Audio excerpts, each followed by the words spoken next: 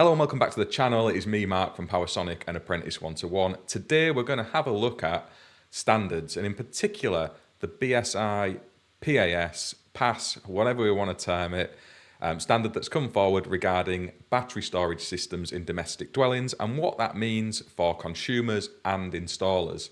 And also more widely, what is one of these standards in itself as well. I'm going to zoom me down into the corner of the screen and we're going to start having a dig through some of the information that's been published and the process that's led us to that stage.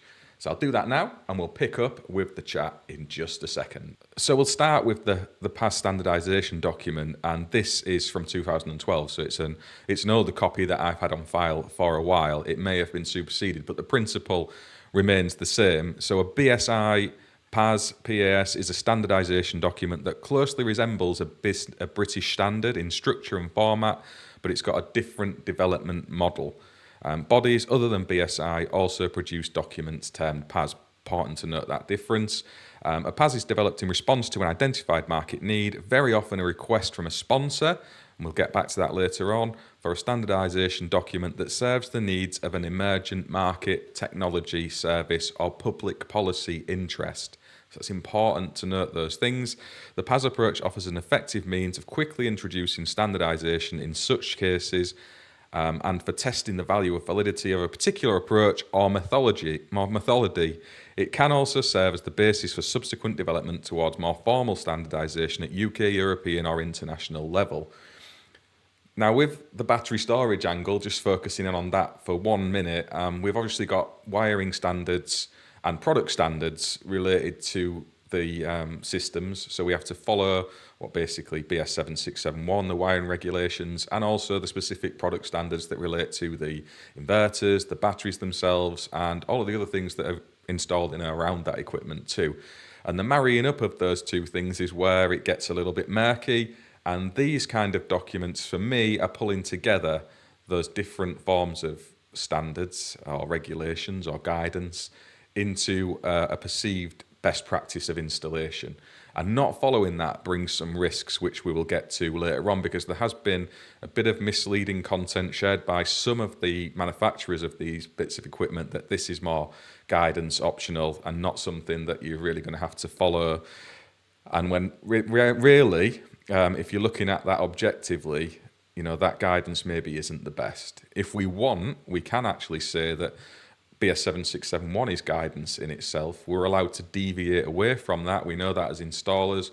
We just have to evidence that what we're doing is equivalent or beyond what the intent of that is. And I would take the same approach with this document. So if you are still wanting to install your batteries in places and ways that this is saying you shouldn't be doing, then you need to evidence the reason that you've gone for a different approach and how it at least satisfies that as well. But we'll get to that later on. If we move along to this next document here, this is the publicly available PAS standards and their sponsors. So you can see all of these, and it's updated regularly by BSI to include ones as they get developed. So there's a list of them that you can search out there. On the BSI website, you can see discover the power of industry standards and create a standard for excellence. So anyone can do these. You just need to sponsor the standard development, put it forward, form a committee, all of those things, and BSI will work with people to do that. So that's on their website. By creating a standard, you establish best practice, demonstrate leadership, enhance brand visibility, drive industry acceptance, protect industry and consumers. And that last one is super important for me, and I will give my views on battery storage in domestic dwellings towards the end of this video. There is a really simple summary chart of what a BSI PAS is. So a PAS provides a sponsored route for any type of organisation to develop a standardisation document in response to a market need, similar to what we read in that other document earlier on. And it says they can improve productivity, increase efficiency, reduce costs, maintain quality, accelerate innovation, agree good practice, build trust with consumers, and can be developed into an international standard. PAS is usually for government and public sector, trade associations, and professional bodies and private organisations. Both public and private sectors can sponsor a fast-track standard with their expert guidance from BSI, so they obviously charge for these services.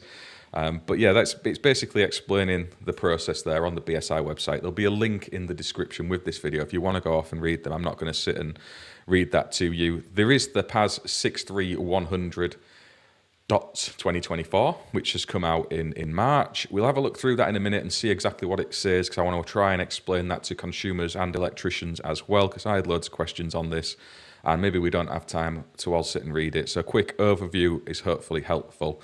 It was in draft form for quite a period of time. You were able to feed comments back into its development. That was open to everybody. I think I first saw it shared on Twitter a while ago. It's a great platform for people to get involved in discussions and the nitty-gritty of industry over on Twitter. If you're not on there, it's still, in my opinion, one of the best platforms for electricians and always has been. But when it's in its draft form, you can see there's bits of it that are highlighted, the stuff that gets changed in there. You can make your comments against it. And, that kind of leads you forward through the process.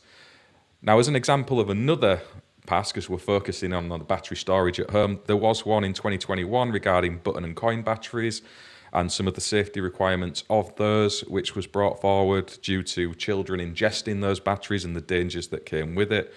So again, that was used as a way of being able to react to a problem more quickly than some of the more traditional routes maybe, and get information into the consumer space and the manufacturers of these things to kind of work together and stop bad circumstances from happening, just as an example for that.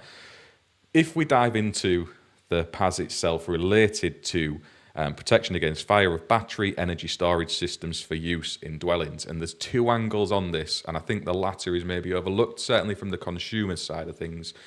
And it's batteries originating from the batteries themselves, but also, fires originating from the batteries themselves, and also fires that reach those batteries in a dwelling. So obviously battery fires and LFP for batteries, or whatever the terminology, the battery chemistry is related to the specific energy storage system, are relatively safe, certainly of modern times. The LiFePO4, I think the evidence there is that, that's a safe battery chemistry, and we're not seeing a great deal of battery fires in themselves.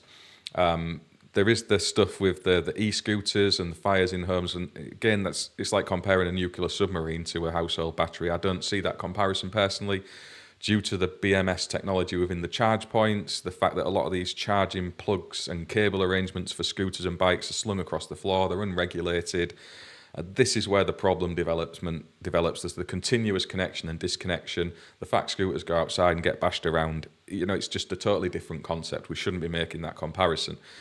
However, there is always a risk with stored energy. We've had it with lead acid batteries of the past. These things are dangerous when they go wrong, and the same concern and principle should be applied to any stored energy in a home, be that liquid fuel, gas, batteries. There has to be an element of concern with them when we take them indoors, a domestic dwelling where people sleep. I think that is a good place to start from with any standards development.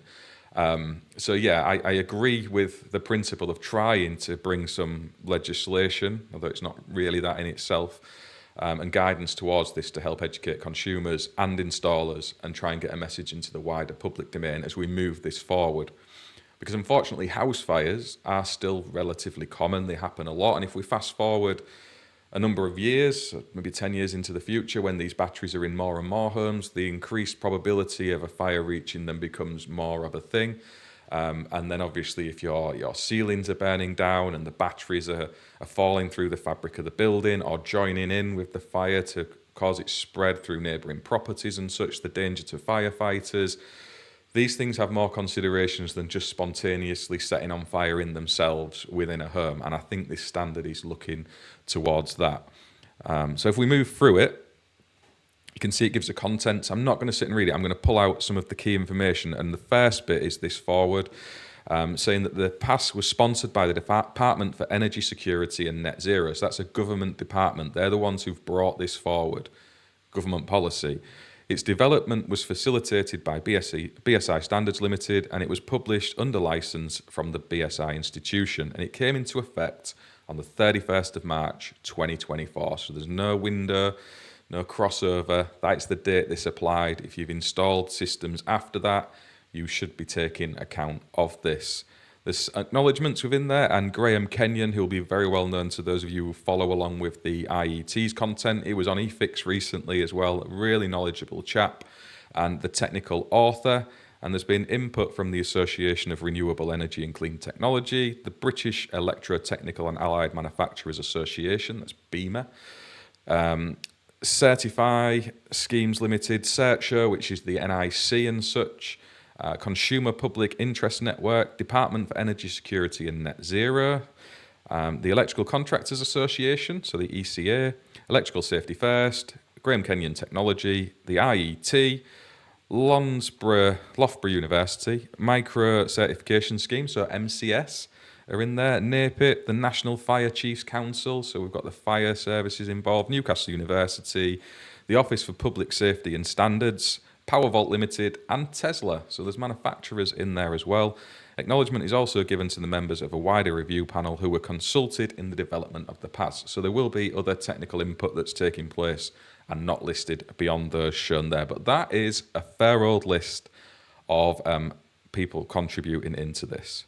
So information about this document, it can be withdrawn, revised, partially superseded or superseded, which basically means it's kind of ongoing. Things will change as time and developments adjust. Maybe there will be innovation around the batteries where these things can be taken into other locations, or the evidence shows that they don't contribute to house fires and such as time moves along, and these things can be changed. But at the minute, this is how it sits. Contractual and legal considerations, so it's basically saying it's been prepared in good faith, but they're not holding any responsibility to themselves. There's an introduction here which explains the principles of battery storage systems and what it means in terms of separating them from habitable rooms and escape for inhabitants and such. So that's worth making sure you understand and read, both as a consumer and an installer. The beefy stuff we will get to, but basically these systems do not cover certain elements, and we need to understand what those are. So the PAS covers installation requirements for installation location in respect of safety and external factors that affect fire safety and protection against fire. It does not cover battery systems with a nominal voltage on the AC and or DC side exceeding the low voltages defined in BS 7671. Secondary batteries with a total capacity exceeding 150 kilowatt incorporated into products or systems that are subject of harmonised and designated standards. So intruder alarms, carbon monoxide alarms, fire detection, all of those kind of things. Sorry, it's 150 watt hours, not kilowatt hours. My bad on reading that incorrectly. Domestic dwellings exceeding 200 metres square in floor area. So that's something to remember, because some of these larger domestic homes certainly can exceed that size. Doesn't cover the transportation of batteries. System incorporating second life batteries, which may become more of a thing as electric vehicles have their batteries reutilised. EESS that use alternative forms of energy storage, so those things do and can exist. ES in high-risk residential buildings, so I'm assuming that's leading towards maybe, high-rise buildings, HMOs and such. EESS connected before a distributor's cut out of a consumer's meter. So these are some of these shared systems that you'll see on flats and such, which are coming into play now, where solar generation and battery storage is utilised among consumers of a building, but it's not metered through their individual supply. And there's other things in there referring to other standards and such as well. But a couple of key points in there about where this does and doesn't apply. There's some normative references, which is basically explaining some of the other British standards, so BSEN and the IEC standards, and where they fit into all of this. Terms and definitions, basically explaining what each individual components are and such, which are always useful to understand, and what the abbreviations are. So abbreviated terms: for the purpose of this pass, the following abbreviated terms apply: International Mechanical Impact Protection Code and the International Ingress Protection Code. So they're in there listed. General requirements, the battery shall be selected and erected in accordance with BS 7671. So that's your wiring standard, basically, and that's the other thing, I think I said this earlier, but the wiring and product standards are becoming ever more intertwined, and BS 7671 has tried to cover off a lack of product standard, I think, in and around EV already, and we're now seeing that with PV and battery storage. Really, those things should be more separated, in my view, but it's difficult for the people producing BS 7671 when the product standards maybe aren't where they should be, which is where documents like this come in. So we're looking to prevent fire burns from DC arcs. So that's the prime aim on this. That's what they're looking to do. Systems control and integration. It's really talking about the failure modes and what should happen with the technology, and this is speaking to the manufacturers in the way that their systems should behave and what we should be looking for as installers. Battery management, so your BMS, fire safety functions, interfaces with fire detection and alarm systems and suppression systems need to comply with 5839 and BSE N54 series. So that's giving you some key direction there. Access and basic mechanical protection. Batteries shall comprise non-combustible enclosures containing overcurrent protection with cells and monoblocks. Ferrous metal, e.g. steel, is deemed to be an example of a non-combustible material. So thinking of some battery systems we work with, I'm not going to mention brands in this video, but they come in little suitcases that are metal, and then they're inside another metal box. So there is safety requirements factored in the way that some of these things are mass produced anyway at a build level. Battery enclosure assemblies shall conform to BSE and IS 62485, which is the product standard related to them. Again, I'm not going to read through all these. We're going to get to the key juicy bits of information rather than focusing on all of the data. There'll be a link to this where you can go off and download it. It is a free download where you can go and you have to put it in your basket from memory still and do the free download, but you get a digital copy. If you want to buy it as a physical copy, you can also do that as well. Safety of batteries for protection against fire and burns. The battery shall be selected from products where the manufacturer has undertaken an assessment of arc flash. So there needs to be evidence of these things. It's been speaking to the manufacturers of data they need to provide to us as installers and consumers. Installation location requirements for assemblies based on determined arc flash incident energy. So again, when we're dealing with AC systems and known grid systems, we can calculate what the arc flash incident energy is going to be. We're relying on the manufacturers of these bits of equipment to give us that data and then help us formulate ways we can safely work around them and install them. Protection against fire, where practical, storage batteries shall be installed outdoors. That's saying where practical. Where it is not practical to install storage batteries outdoors, batteries shall only be installed indoors at a location not precluded in 6.5.5, we'll come to that in a bit, with ventilation according to 6.5.4, and with fire-resistant separation where required by 6.5.3. Outdoors can be an outbuilding not intended for habitation that is detached or separated by a main wall with a minimum fire performance of REI 120. So again, linking off to the fire-resistant properties that you'll be used to when garage construction, an example where vehicles are going to be stored, is factored in. Where a battery energy storage system is installed on the external wall of a building, it shall not compromise the fire performance of the external wall. So that's your penetrations for your cable routes. We need to be thinking about that as well. Where wall cavities exist, cavity barriers shall be provided for services passing through the wall.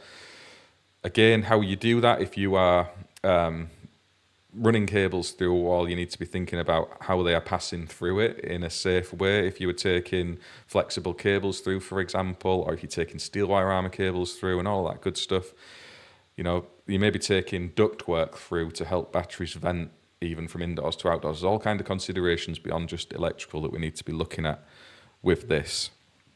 In cases equipment is mounted on an external wall, you could require planning consent. So there is other issues around building control, planning consent as well. So those of you who are working in the solar and battery space will be used to.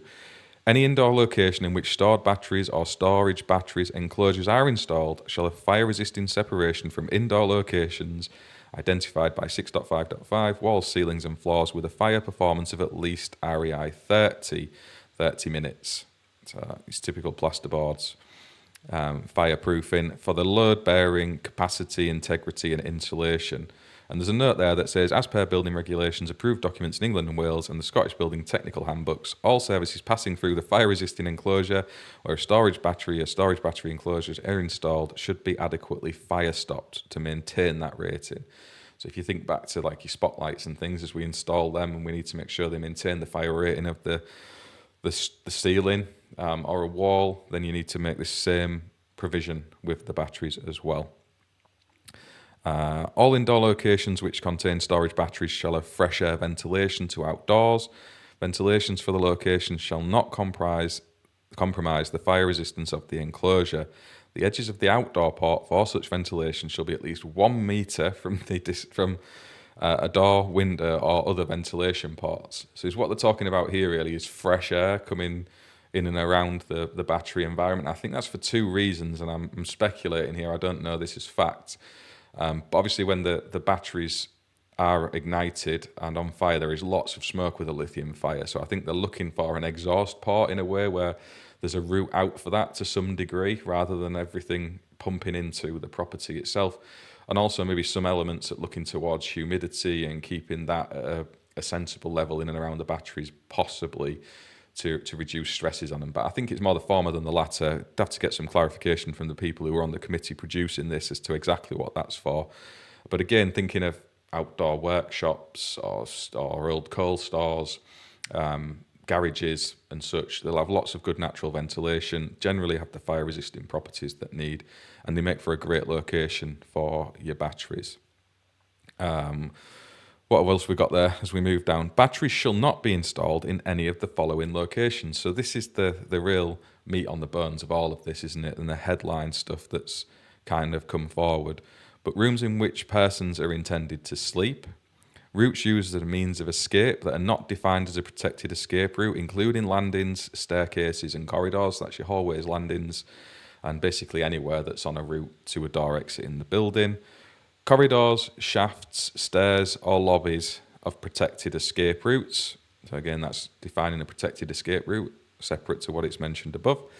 Firefighting lobbies, shafts or staircases. Storage cupboards, enclosures or spaces opening into rooms in which persons are intended to sleep. So if you kind of think of boxing in a battery storage system in a bedroom with fireproof room, you can't do that. Outdoors. So again, we're all pointing this outdoors. We're taking that headline of outdoors, but really there's some things here you need to consider, because you're not allowed to put them outdoors if you're within 1 metre of an escape route, doors, windows or ventilation ports. And I shared a post on Twitter, I think on my stories on Instagram, of a typical row of terraced houses, both front and back. And if you actually look at them, siting a battery storage system on any of those would be near on impossible while complying with that. And even in my own home, where it's detached all the way around, the number of doors and windows and extractor fan vents and all the rest of that stuff, the location of the battery system to where people are likely to be escaping or having that fire come back into the building as smoke, are few and far between. It is really more difficult than you might think. So there's going to be lots of applications for still fitting these indoors, which is why we need to understand where we can put them. And one of the places you can is voids, roof spaces or lofts, clearly defined. Within 2 metres of stored flammable materials and fuel storage tanks or cylinders. So again, I would interpret that as if you've got petrol lawnmowers, or if you've got an oil storage tank, even an ICE vehicle that parks in a garage, I'd be wanting to keep my system away from that by a couple of metres. So if you've got a double garage, positioning the battery system sensibly to be away from that ICE vehicle is a sensible move. Now, as we move and transition to electric vehicles, if we're ever allowed to park them in integral garage, because guidance is kind of a bit grey on that as well, it becomes maybe less of a factor, even though it is still stored energy. It's of the same chemistry, I guess. So I don't know, does that reduce the risk? But even so, keeping them away from those stored other energies are sensible approaches. Where batteries are installed in locations in dwellings that are infrequently visited, such as store cupboards, a smoke detector alarm sensor, fire alarm detector shall be installed in that location and shall be interlinked with the fire detection and fire alarm system in the remainder of the dwelling. Fire detection and alarm systems shall conform to BS 5839-6. It then goes on to list a couple of notes on this, and this is important because if we are putting these in an integrated garage space or even an external workshop or something where people are in and around it all the time, you're going to need to consider this. Premises whose whole electrical installation incorporates a BESS should have an appropriate fire detection and fire alarm system of at least grade D2, category LD2. In existing premises, this might involve provision of a new system or upgrade an existing system when a BESS is installed. A category LD2 system incorporates smoke detection alarms or multi-sensor fire detector fire alarms covering any specified rooms or areas that present a high fire risk to occupants, in addition to covering the means of escape. The designer of the fire alarm system should provide for adequate fire detection coverage to detect smoke and/or heat due to a fire in a battery installed indoors. The stored energy of all the units in an individual dwelling or house shall not exceed 80 kilowatt hour where the batteries are installed in one of the following locations: a detached garage or outbuilding, so you've got that 80 kilowatt hour max, which is pretty generous to be fair. An attached garage or outbuilding that has a fire separation with a performance of at least REI 60, so your 60 minutes, or 40 kilowatt hours in other cases. Fire resistance in this requirement is related to the actual stored energy in the installation. The focus of the fire safety principle is to provide an early warning rather than improving the compartmentation. So it's about giving warning to occupiers to get themselves out there and call the fire brigade. There's some consideration around additional protection against mechanical impact, which is asking you to look at, and locations requiring mechanical impact. So if you're adjacent to a driveway or where vehicles park, you might want to look at barriers. Same way as you would with your EVSE chargers and things. People can bash into them. You want to think about that. Your power conversion equipment. So if you've got any of that that's playing a part, there's certain requirements there. And the protection against fire where PCE is installed in loft spaces, store cupboards, or other infrequently visited locations. A smoke detector, again, needs to be in there. It then goes to tell you about the markings and noticing and instructions that you need to provide. And again, was very familiar with this in the renewables industry. There is lots of labelling, and it's giving you examples of what those should look like. You need to give users instructions of the system, so how to start up and shut down, emergency procedures, and that's one that we try and do as installers for both the DC generation on the roof and also the batteries if we can, where if the main intake position where a firefighter would traditionally come to isolate the AC, there's a means for them to also be able to isolate battery stored generation and also the solar off the roof. And it's difficult when your household battery systems are designed to cover your installation in an off-grid situation when the AC is cut off to be able to do that. So I think that's something we need to develop as industry as time moves along, thinking more about that than just these things causing fires. And again, that comes to thinking of firefighters attending a regular household fire in a kitchen, for example, where they might want to ensure that they're safe to tackle that fire and not putting themselves at any risk, disregarding the stored energy in the batteries. Then she goes on to explain you about initial verification and things you should be doing in terms of your testing and how you would transport these things as well. There's then an informative example of a checklist for your verification that you can do, which is giving you some of the things you might want to take into account when you're installing these things to verify that they've been done correctly. So little tick sheets that you can do there, or if they're not applicable, you can NA those away and sign and date it and all of that great stuff. And then there's a suggested statement of conformity for the manufacturers and installers to consider as well. And then you've got details about the standards themselves and other publications, further readings that you can go on to. And that about sums it up. So I'll zoom me back into big screen mode. So I hope that wasn't too boring, zooming through the BSI document. I thought I would try and set out what this actually is and how it might impact installations. And if you are thinking of just ignoring this because it is guidance, that is a grey, murky world of waters I wouldn't want to be swimming in as an installer. We've said since we got into this industry, there's a video on this channel, if you dig back a year or so ago, where we said we wouldn't install these into lofts. And I gave all of my reasons for that. And I still stand by those things. And I think this kind of document is just reinforcing that. A lot of it is just common sense to me. As installers and consumers, we need to be thinking in ways beyond just these things setting on fire themselves, and how we can try and keep our homes safe. And it is a challenge because there is lots of properties now where it's going to be really difficult to site battery storage systems, but that doesn't mean it can't be done. It just means there's going to be increased cost, and also we're going to have to look at where we position these, not just indoors but outdoors as well. And there's the performance aspect too, because obviously with the extreme temperature variations, if we are siting these outdoors under a canopy, for example, in the extreme cold of winter, they're not going to perform as well. And in the hotter months of summer and the cycling of those temperatures, maybe you're not going to see as long a lifespan out your product as you would in a fairly consistent temperature indoors, which for me all leads back to workshop, garage locations. As long as you're taking into account the issues of stored energy, they're an ideal location for them, and that's generally where we do try and site them. But obviously the fly in the ointment to that is going to be where lots of people live, terraced housing, flats and such. It is a really difficult challenge if we are going to go on this road of putting energy storage systems into more and more domestic properties. That is the bridge to cross, and we'll see how it all pans out in the fullness of time. All I would say to any installers out there, I would treat this in the same way you would deviating from BS 7671 if you're thinking of just ignoring it. Again, I have seen certain manufacturers suggest that this is more guidance and that they're quite happy for their products to be installed in a loft location. If they're willing to take on all liability for that as the designer and put that in writing for you to give to your client, for them to then use in defence of an insurance policy that won't pay out, I guess that's a decision you could make on a case-by-case basis.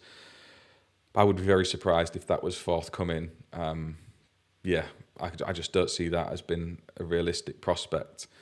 So I would be looking at ways you can engineer around siting those things in lofts, and ideally looking towards outdoors. And if you do put them outdoors, you can always look at a structure that you put out there to insulate, to try and give some sort of stabilised temperature, even with some heating element through the winter. Speaking of EV charging, it's very common in some of the bigger green boxes that you'll see where there's little heaters in there to keep the switchgear to a stable temperature and other such things. And the same sort of measures will probably be applied to these battery storage systems as time moves along. If you've got any questions, I will try and answer, so do drop them in the comments below. I'm sure this will feature on some podcasts where other people can give their views on it all and the development of these things. It is open to comment. You can still go onto the BSI website and ask the committee a question. So you can go and do all these things. There has been complaint that people weren't aware of it or they didn't know about it. I saw it on social media and through BIN on the newsletter from the IET and BSI. There's been a bit of chatter around it already. There is other groups and committees that formulate out in industry to try and develop these standards, and they're always looking for electricians and contractors to be involved in that. I've just volunteered onto one myself, but it is the time commitment that people have to give. If we want to impact these things, we need to get involved. We can't just complain about it after the fact, is the harsh summary, I'm afraid. And that's not me trying to be smart. It's just the way the world works, unfortunately. It is what it is, isn't it? I hope that has been useful. And as I say, get involved in the comments. I'll try and answer any questions, and there's links all down below if you want to go off and reference any of the stuff I've shown in this video. Otherwise, I'll catch you on the next one.